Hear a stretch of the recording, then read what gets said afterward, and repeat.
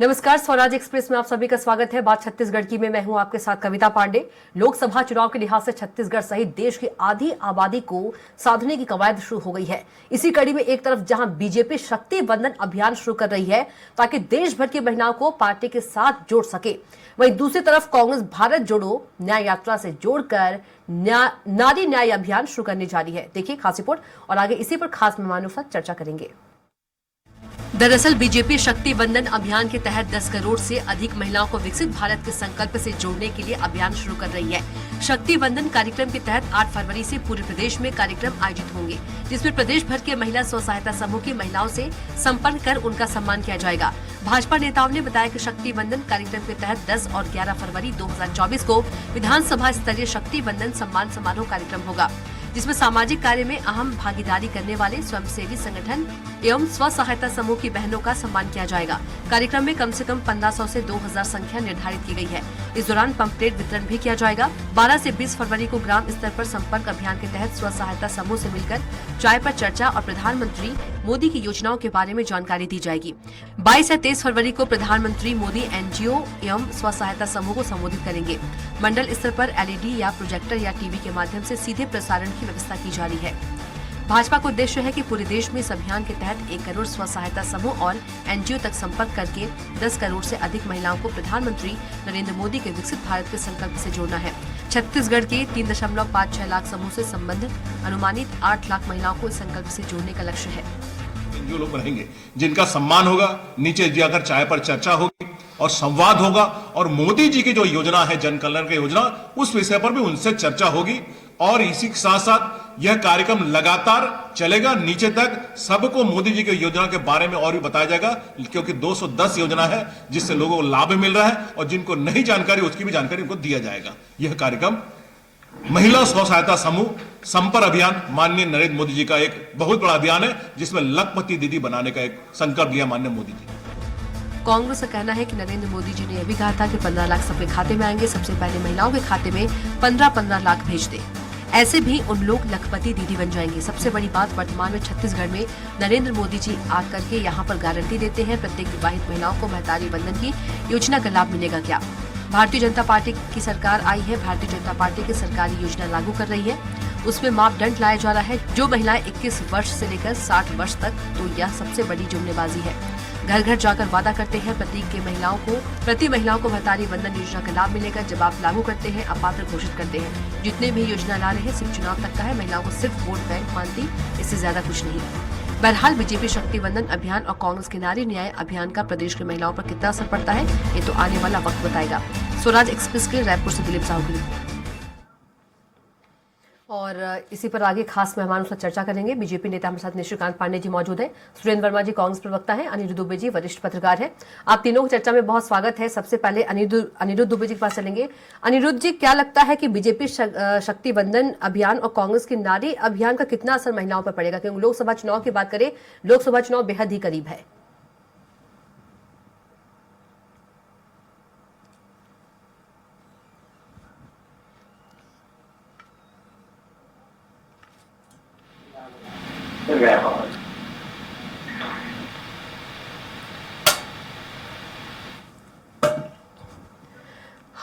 BJP प्रवक्ता निशिकांत दुबे जी के पास चलेंगे। निशिकांत जी, जब चुनाव आते हैं तब ये सब अभियान जो है, चाहे दोनों पार्टी की बात करें, तब ये अभियान स्टार्ट की जाती है।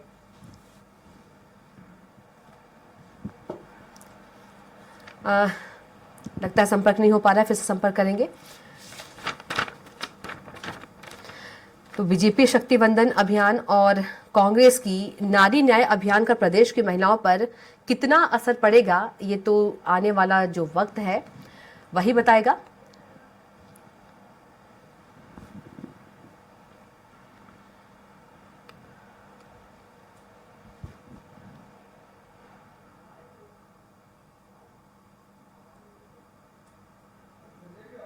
तो लोकसभा चुनाव के लिहाज से छत्तीसगढ़ सहित देश की आधी आबादी को साधने की कवायद शुरू हो गई है।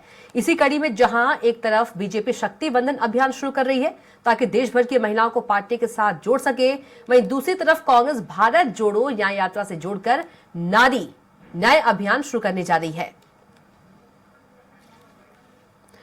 सबसे पहले अनिरुद्ध दुबे जी के पास चलेंगे। अनिरुद्ध जी, क्या कुछ कहेंगे, बीजेपी शक्ति बंधन अभियान और कांग्रेस के नारी न्याय अभियान का प्रदेश की महिलाओं पर कितना असर होगा?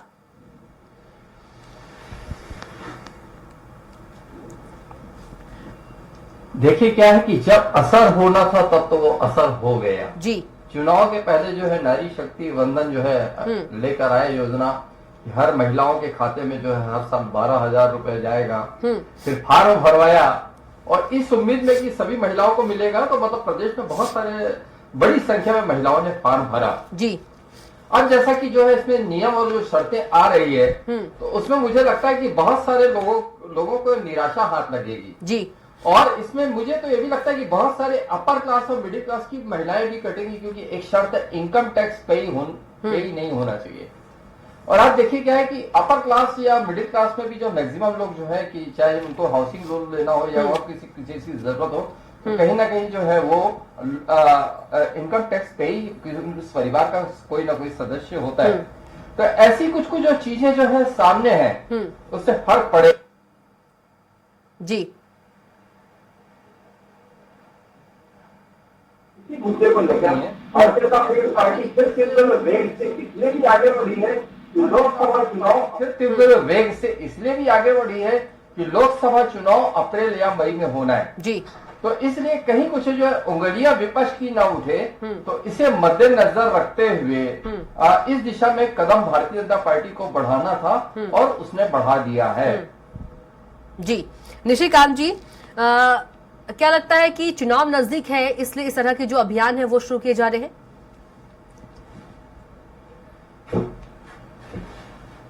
कविता जी, आपको नमस्कार। जी नमस्कार। चुनाव के परिप्रेक्ष्य को लेके ऐसी योजना और ऐसे वंदन अभियान नहीं चलाए जाते। हमारे संकल्प को देखना पड़ेगा। जब हमारी सरकार 2014 में आई और नरेंद्र मोदी जी जब प्रधानमंत्री बने देश के, तब घर घर शौचालय बनाने का जो एक काम शुरू किया गया, जो अब तक 11 करोड़ लगभग शौचालय घर में बनाए गए हैं, और महिलाओं के सम्मान और स्वाभिमान को बढ़ाने का काम करता है। जब पीएम आवास का निर्माण हमने शुरू कराया, तो जो हमारी महिलाएं हैं, माता शक्ति हैं, उनके नाम से 80% ज्यादा मालिकाना हक उन बहनों को, माताओं को दिया गया। 1 करोड़ लगभग लखपति दीदी बनाई गई स्व सहायता समूह के माध्यम से।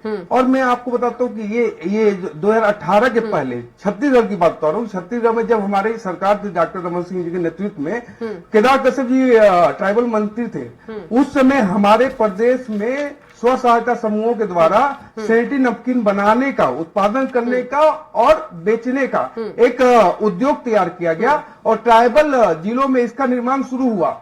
सरकार आने के बाद कांग्रेस की, वहां पे रॉ मटेरियल देने से मना किया गया, वो उद्योग बंद हो गया। उसमें फायदा क्या होता कि एक तो महिला स्वस्थ होती और दूसरा उनको रोजगार से जोड़ा जा रहा था। तो ऐसी योजनाएं बंद हो गई। जबकि लेकिन निशिकांत जी, कुपोषण बच्चे वाला मामला था, वहां पे एक अंडरलाइन आया था कि अगर महिला, निशिकांत जी, कांग्रेस कह रही है कि मोदी जी ने जो 15-15 लाख रुपए कहा था आपके ये बीजेपी शक्ति बंधन अभियान पर, कि जो मोदी जी ने 15-15 लाख रुपए कहा था, सबसे पहले महिलाओं के खाते में 15-15 लाख भेज दे, ऐसे ही लखपति दीदी बन जाएंगी महिलाएं।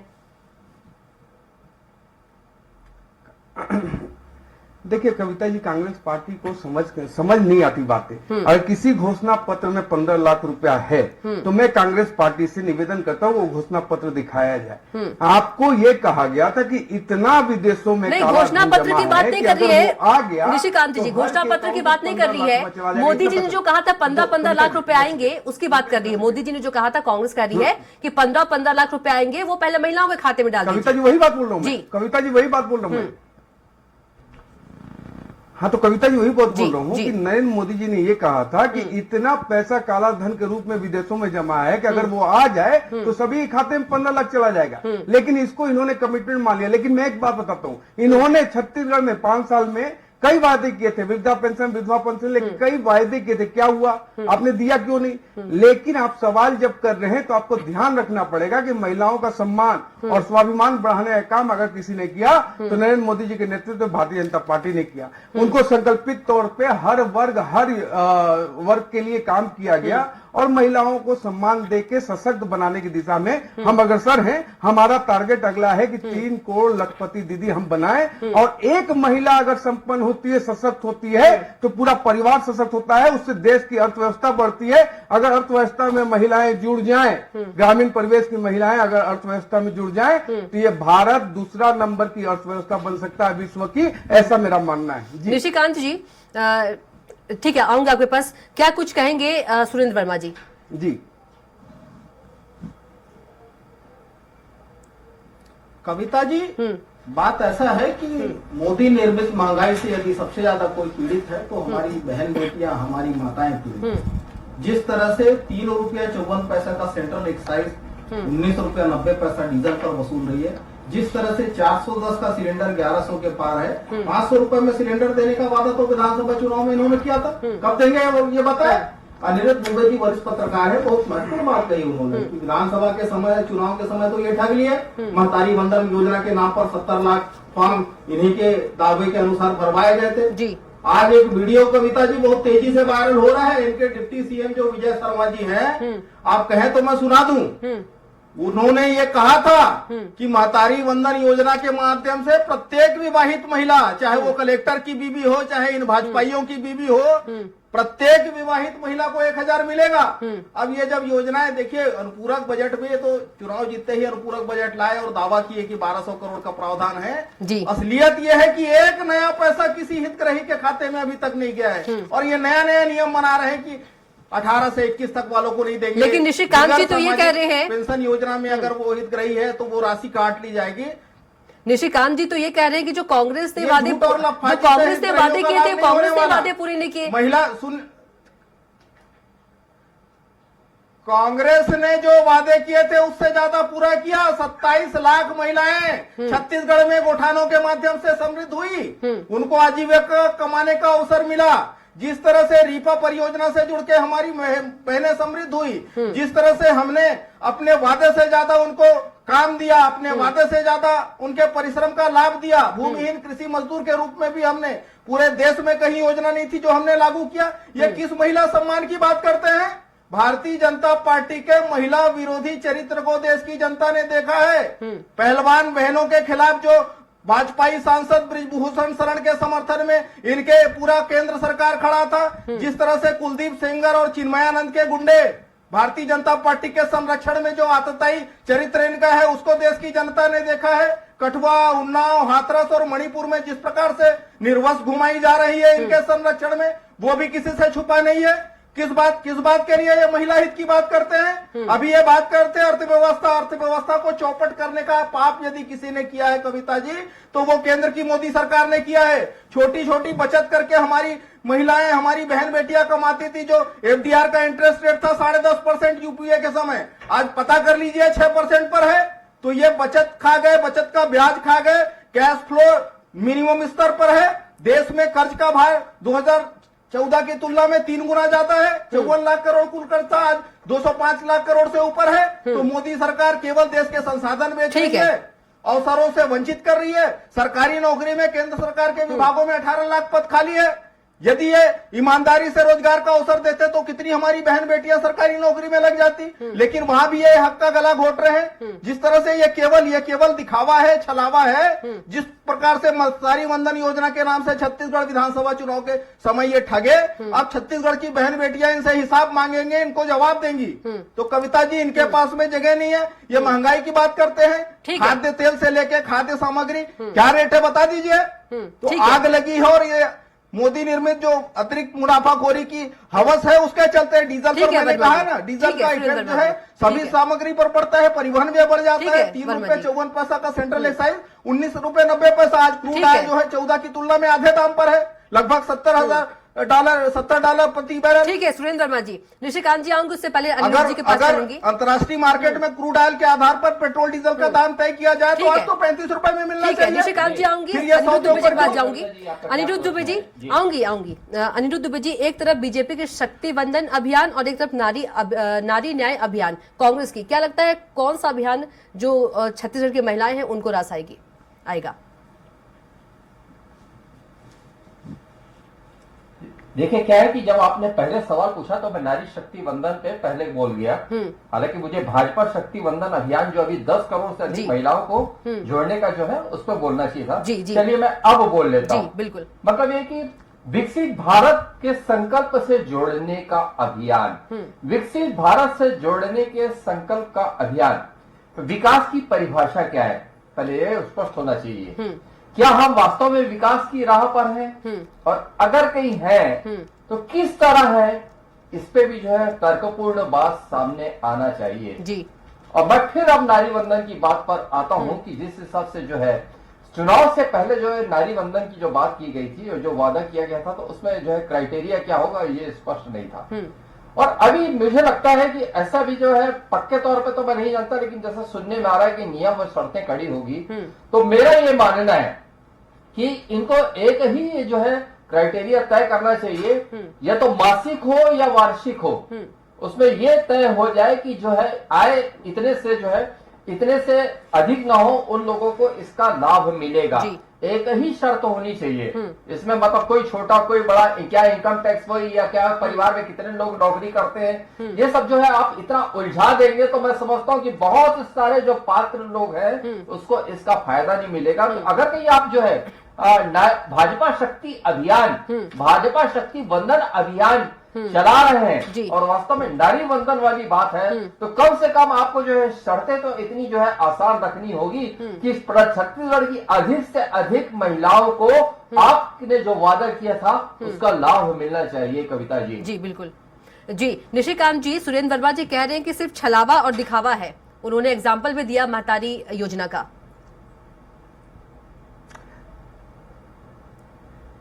कविता जी, जाकी रही भावना जैसी प्रभु मुहूर्त देखे तीन तेसी, इन्होंने लगभग 7 दशक से छलवाई किया और पिछले आप लोगों ने ये 2 लाइन याद कर ली है। हमारे में अभी महंगाई की बात कर रहे थे 5.5 नहीं और लाइन याद है और भी बता सकता हूँ मैं। इन्होंने 5 महंगाई की बात की, 5.5 है और एवरेज 5% चल रहा है 2014 से अभी तक का। जबकि इस समय कालखंड में कोरोना भी आया, यूक्रेन और उसकी लड़ाई भी चली। लेकिन विषय यह है कि जो अर्थशास्त्री विश्व के सबसे बड़े अर्थशास्त्री बने घूमते रहे, वो डबल डिजिट में चला रहे थे अर्थव्यवस्था, 11, 10.5। उस समय महंगाई नजर नहीं आ रही थी। महत्वपूर्ण विषय क्या है कविता जी, कैसे विकास के काम होते। जब 2014 के बाद जब हम आए तो 14 एम्स बनाया गया। 1 एम्स कांग्रेस शासनकाल में और 6 एम्स अटल जी के कार्यकाल में था। 14 एम्स बाद में बनाया गया तो 22 हुए। 3000 IIT बनाए गए, ITI बनाए गए, 7 IIT और 7 IIM बनाए गए। सड़कों का जो निर्माण हो रहा है चौगुना गति से किया जा रहा है। तो आप विकास के चहुमुखी आयाम को समझने की बात है। एक परिवार का विकास करना अलग विषय है कि एक परिवार नेशनल हेराल्ड में पैसा लेके बेल पे हो जाता है, वो अलग विषय है। क्या है भ्रष्टाचार से केंद्रित ये कांग्रेस पार्टी 10 जनपद के ATM के रूप में काम करती है, तो वो समझ में नहीं। अभी इन्होंने कहा कि हमने सबका विकास कर दिया, सब महिलाएं संपन्न हो गई थी, तो आप वादे के विरुद्ध कैसे आ गए सत्ता से बाहर? क्या कारण रहा होगा? अगर आप प्रदेश के संसाधन को नहीं लूटते तो जैसे प्रदेश की जनता ने हमको लगातार 3 बार चुना था, आपको भी 2 बार चुन सकती थी। लेकिन नहीं, प्रदेश का युवा निर्वस्त हो रहा था, लेकिन सुरेंद्र वर्मा जी के दिल पे आह तक नहीं आई। क्यों निर्वस्त हुआ था प्रदेश का युवा? बताना पड़ेगा नहीं इनको। चारों तरफ भ्रष्टाचार के अखंड में डूबे कांग्रेसी सीएम सचिवालय में सिंडिकेट चलाया था। 25 रुपए टन के हिसाब से लेवी वसूल थे। उस समय इनको प्रदेश की जनता की चिंता नहीं। लेकिन आज स्वसहायता समूह की ये बात कर रहे हैं, उनके पेट पे लात मार के प्राइवेट कंपनियों को आपने काम दिया, इस कारण आपकी स्थिति से हुई। जी निशिकांत जी, बीजेपी शक्ति वंदन योजना की शुरुआत कर रही है जी, लेकिन जो कांग्रेस है, कांग्रेस में नारी न्याय अभियान शुरुआत कर रही है, तो एक चुनौती है। ऐसा आज से थोड़ी है। प्रियंका गांधी ने कहा महिला हूं, बेटी हूं, लड़ सकती हूं, तो लड़िए। आपको लड़ने के लिए मना कौन कर रहा है? आपको कौन चुन रहा है यहाँ? आप समझिए संकल्प किसका है। अगर 21वीं सदी में भारत को अगर घर घर में शौचालय बनाना पड़ रहा है तो ये गलती किसकी रही होगी, किसकी कमी रही होगी? महिलाओं के सम्मान का किसने चिंता नहीं किया? यह भी तो आपको संकल्पना देखना पड़ेगा कि कांग्रेस पार्टी ने। अच्छा कविता जी, मैं आपसे पूछ रहा हूं एक बात, गरीब शोषित पीड़ित वंचित कब तक करेंगे आप? विकास के रफ्तार को अगर तीसरी अर्थव्यवस्था का पैमाना बनाने की तैयारी है, पांचवी वर्ष अर्थव्यवस्था हम बने हैं, नंबर 1 पे इंफ्रास्ट्रक्चर के डेवलपमेंट में खर्च करने वाला देश कोई है तो भारत है। दूसरे नंबर पे मोबाइल मैन्युफैक्चरिंग करने वाला कोई देश है तो भारत है। तीसरे नंबर पे मैन्युफैक्चरिंग करने वाला कार ऑटोमोबाइल के सेक्टर में विश्व में भारत है। आप किस दुनिया में जितने साफ सपोरों का देश बताना बंद कीजिए। अब देश उड़ चला है, आगे बढ़ चला है। 140 करोड़ युवाओं का ये देश तीव्र गति से आगे बढ़ रहा है और विश्व हमारे पराक्रम का लोहा मान रहा है। सिर्फ कांग्रेसी और विपक्षियों को नहीं दिखाई देता, इसमें हमारी गलती नहीं है। आप अपने परिवारवाद से मुक्त होइए, भ्रष्टाचारवाद से मुक्त होइए, तब प्रदेश की जनता और देश की जनता आपको सम्मान देना शुरू करेगी। जी वर्मा जी, निशिकांत जी कह रहे हैं पहले परिवारवाद से मुक्त होइए।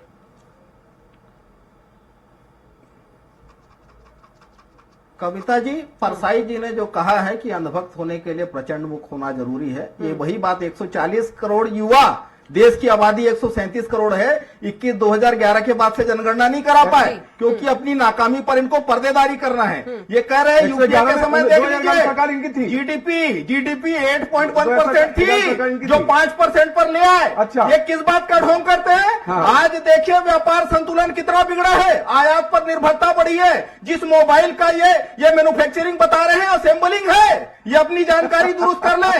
निर्वस्त्र क्यों प्रदर्शन करना पड़ा अनुसूचित जाति वर्ग के लोगों को? क्योंकि रमन राज में फर्जी जाति प्रमाण पत्र बना के नौकरियां दी गई थी। अरे फर्जी जाति मुख्यमंत्री बने थे, फर्जी जाति मुख्यमंत्री बने थे। ऐसे निशिकांत पांडे जी रुक जाइए। जिस तरह से हमारी सरकार, जी वर्मा जी, ये IIM IIT की बात कर रहे थे, पटना में जो एम्स बनाने का दावा किया, एक ईंट नहीं रखी गई, वो भी है पब्लिक डोमेन में जाके देख ले।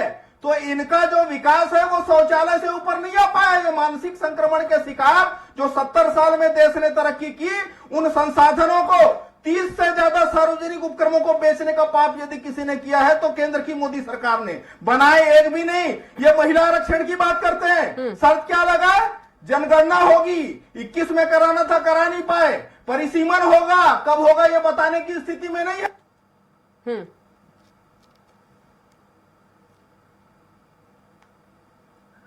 ठीक है, आप तीनों को बहुत बहुत हमारी सरकार के दौरान ये कह रहे थे निशिकांत जी आपको बहुत धन्यवाद, सुरेंद्र वर्मा जी आपको बहुत धन्यवाद, अनिरुद्ध दुबे जी आपका बहुत धन्यवाद।